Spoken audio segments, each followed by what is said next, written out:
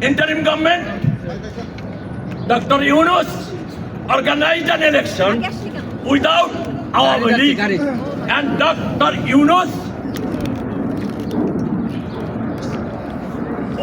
passed an order that Awami League activities are suspended, and that suspension was finally the illegal parliament put into law, which we call black law, that Awami League and its organization like Student League, Jubo League, Shramik League, Krishak League, Mahila Awami League, and others sisters organizations are not allowed to do their activities in Bangladesh.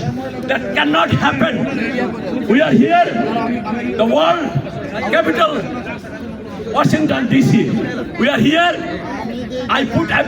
We put everything together. What is happening under the illegal elected government recently that took place February 12th. So we are here to submit a written complaint against that illegal government in Bangladesh to the Secretary General, to the Secretary State of Secretary, Honorable Marco Anthony Rubio, and I will hand over that letter to him. Building, the state building, which we call capital of the world, they must look at what is happening in Bangladesh. 80 million people are in trouble. They are living their life in fear. Nobody knows what will happen to their children, what will happen to their husband, what will happen to their father, and so on. Please, I urge from this attendance that protesters here, Marco Rubio, I think you are a great Secretary of State. I have seen so far.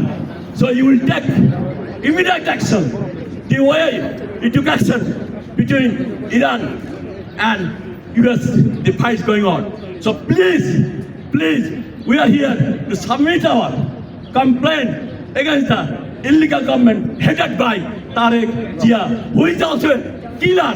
He killed a lot of our leaders in 2 months' time. So please, put some sanction on him.